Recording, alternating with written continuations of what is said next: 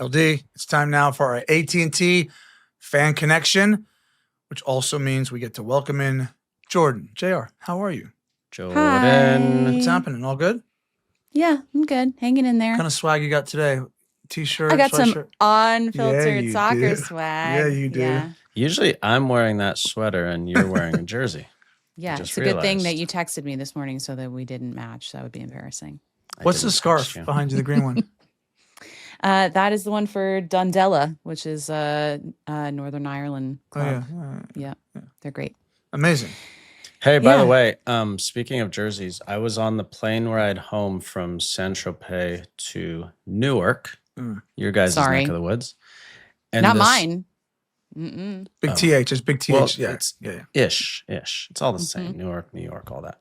So, Wow. and this woman walked up and she said, Landon, I been a fan for a long time. I had this jersey that you signed when we were like, whatever, 6 years old. And it was in our parents' home and it burned down in the fires in the Palisades. Oh no. It was like our most prized possession. And I remember a long time ago, she had like DM'd me and asked me about that. And I was like, yeah, she was like, is there any way you can find one? I was like, yeah, let me see what about. Long story short. So I went into my like closet. I got like 5 big bins of jerseys and I'm going to send her one. But also there's like, I have gazillions of cool jerseys. And I was thinking I should start showcasing them on the show. You should. Is that cool? Show or would me that up. be stupid? No, it's cool. Or I could send them to you, Jordan, if you don't want them. We'll try it out. And if you think it's dumb, then just tell me not to wear it. I started with the Portland Hearts of Pine. Not The main Palm. one. Not Palm. Hearts of Hearts Pine. of Pine. But anyway, so if you make up some cool story like that, I'll send you a jersey too. It wasn't made up though. She was genuine. She was so sweet. All right. Anyway, what do you got, JR? I have a variety of questions for We you like variety. today. We like variety. Okay, Tim, how about a question for you to start Sure. Let's go. then? Tim, this one's from William via email, by the Will. way. It says, Tim, when you were with the Rapids in 2019, you played in the coldest recorded game in MLS history. Oh, really? Against Toronto. Colorado is also known across the league for its altitude. How much does the setting contribute to those games? And do you ever get acclimated? What were they like for you personally? And Landon, what was it like to be a visitor? That's an interesting question. So I think the game in that William was talking about was against Toronto. I'm almost sure it was. It was LD. Did you play in the Costa Rica game when it snowed? No, I didn't. I didn't either. This was the coldest game. I can't even begin to describe how physically cold I was and all the other players. And I remember you'll laugh at this, right? I remember. So on the palm of goalkeeper gloves is like the latex, right? And so goalkeepers like get it wet to get it nice and stick to the ball, and it's normal. Well, because it was like the latex was wet, it started icing over. So you get this like right? You get this film of ice, LD, and I can remember literally thinking, "Oh no, my gloves just Gonna slip off my hands." So there's so many parts. If you go back and watch the game, I also realized, like, naturally, but I'm also bald, right? So my head, because I'm warm inside, my head's steaming. So like so much of the game, I'm just like this. I'm just like I have my gloves on my head because I'm thinking the only way I could like melt this sheet of ice on my gloves is through the hot hair coming out of my head. So good. Yeah, but it was cold. It was terrible. About the altitude thing, I always thought to myself that the Rapids, with all the sports science out there, should absolutely build a team that is more powerful and athletic and fit and endurance than a tactical, technical team. Now, obviously, you need tactics and technique, but I'm just saying, like, the altitude sucks. Obviously, as a home player, you get used to it. But I always remember thinking, we're getting the pants beat off us by some of these teams that are coming to town. Like this shouldn't be the case. They should be on their knees, you know. But yeah, I'd be interested, LD, to get your take on it. Yeah. So the way we always approached it was, and I think the science is still the same, but it was like get there as late as possible, so we get on the very last flight Friday night, and then so your body has no time to really adapt. The biggest two things we always did were in warm up, you have to really, really, really push yourself and get yourself like just Gas. breathing as hard as you can Yeah. so that you get your second win then and don't do it in the game. Otherwise, and I saw this happen to so many players, like foreign players would come in, they'd be like, oh, fine, normal warm-up, whatever. I'm like, all right. 20 minutes in, you look over and like Robbie Keane was like bent over like, I'd be like, I told you, man, in the warm-up. But after that, you're kind of like, you're fine. It's not, it's not as big of a deal. Once you get above that Colorado altitude, you get to 6, 7, 8,000 feet, then it becomes a real deal. I had this player, I think it was Demichelis. He was Argentine international. He played at the Galaxy? No. When I was at Leverkusen. Oh, Leverkusen, yeah. And he said they would go to Bolivia to play qualifiers. And Bolivia and La Paz is like 12,000 feet altitude. That's inhumane. And he said there were players on the team, Tim, JR, when you landed and got off the plane and started walking, they would throw up because it was so gnarly. And imagine playing a soccer game. It's amazing people allow that. It's insane. Yeah. So anyway, thank God it's not that. Okay, so first of all, Tim, the game was on the 2nd of March, 2019 against the Portland Timbers. Good memory, pal.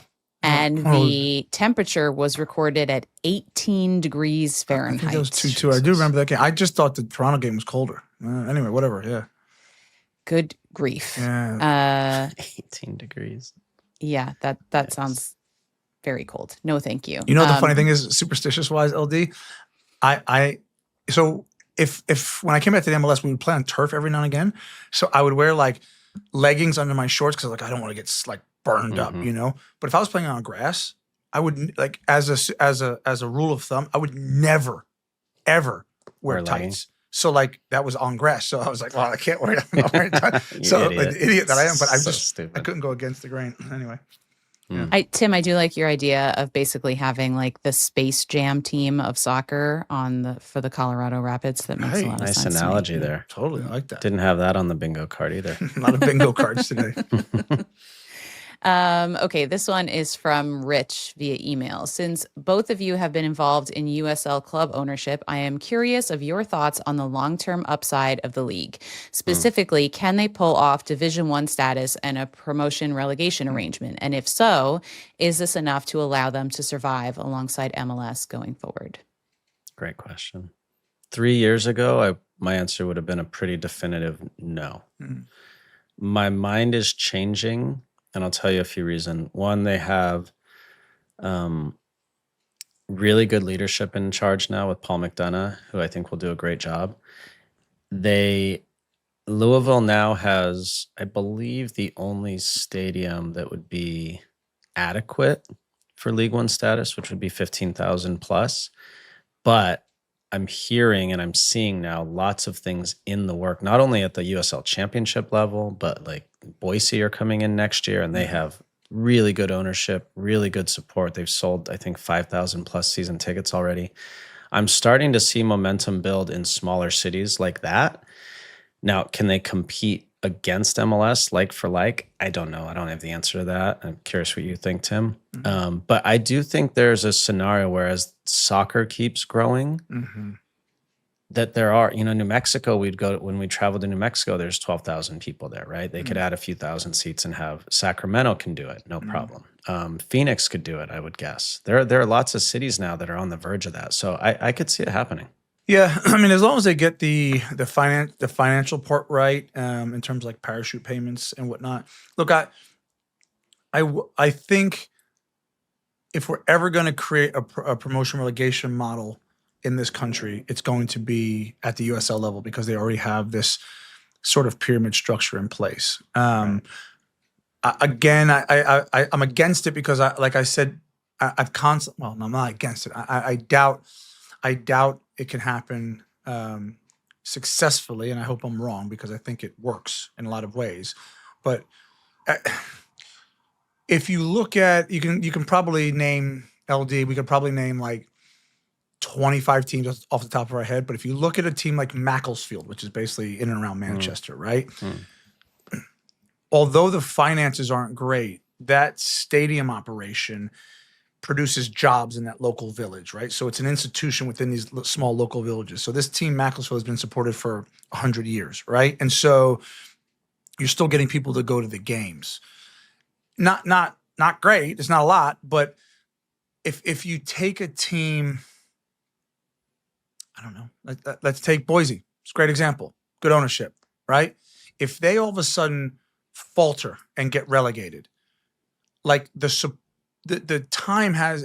I don't know if there's a certain level of years, or if you're a new team, you can come in and you get grandfathered in for a couple of years and you can't be relegated. But if it's immediately you come in, I worry about some of these smaller teams who don't have big followings and then get relegated to a lower. But do you think, Tim, that I see what you're saying, but do you think that would really impact the fan base? Like Boise is a good example, right? Like I grew up going to Boise every year, right? So I know that area.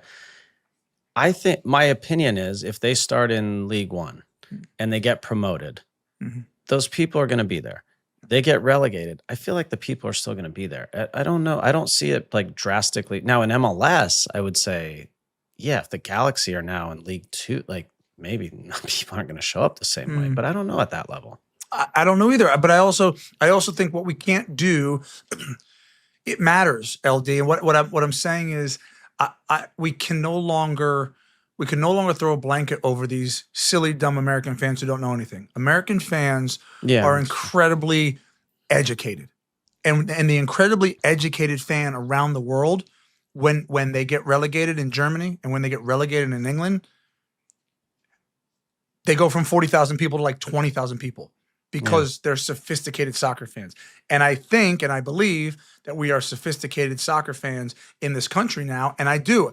I think you're going to get hit with, I remember thinking with when I was part owner in Memphis, thinking as we're building this thing, if we were to get knocked back and, we were in the top league in USL and we were to drop down, our fans would feel that and be like, I ain't buying into this. And so, I do think that part's a problem, but yeah. I have a strange follow-up question to this. You usually do. That's what I'm known for, my strange follow-up questions. And I'm going to make a band analogy. So we're just hitting all of the Jordan favorites today. There is something to be said as somebody who spent the summer going to a lot of very big concerts about when the band that you've always loved starts playing venues that maybe price you out of attendance.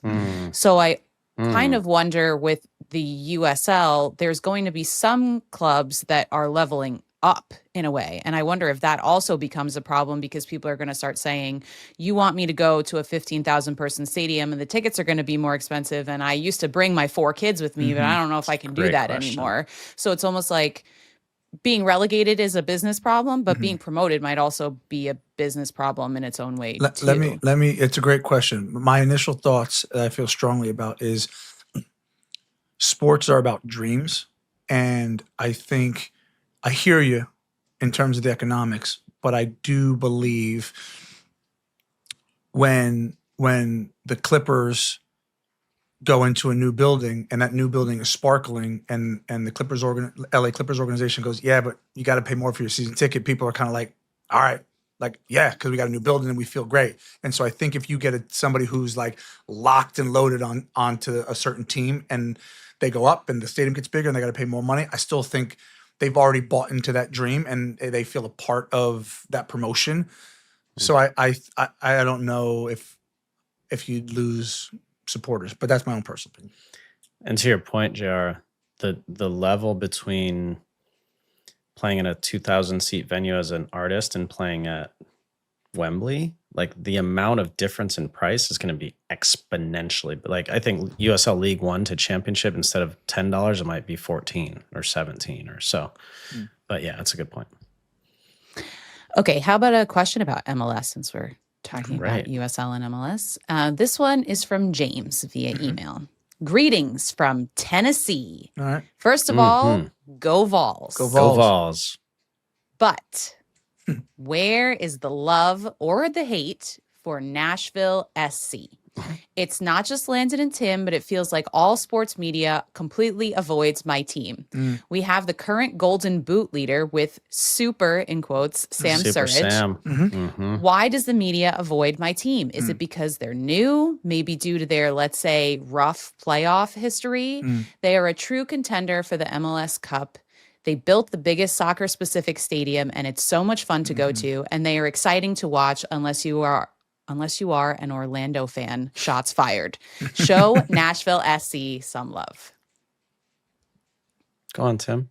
Show them some love, pal. Yeah, I left myself a note here just in case anyone was curious. As of this recording, Nashville are 4th in the Eastern Conference and 6th overall. Yeah, no, look, Nashville, right from their inception, have crushed it. I remember I was just finishing my career, and they had some really good conversations with them just about what they were doing, about the project. And they walked me around, the lot where the stadium is, and we spoke at length. So to see what Nashville have done, great town, really well-run club. What I would say to that, and this isn't fair, but this is like reality, and Landon played and is part of the fabric of one of the halves. In the MLS, you have the haves and the have-nots. There are certain teams that are just sexy. They're just sexy to media.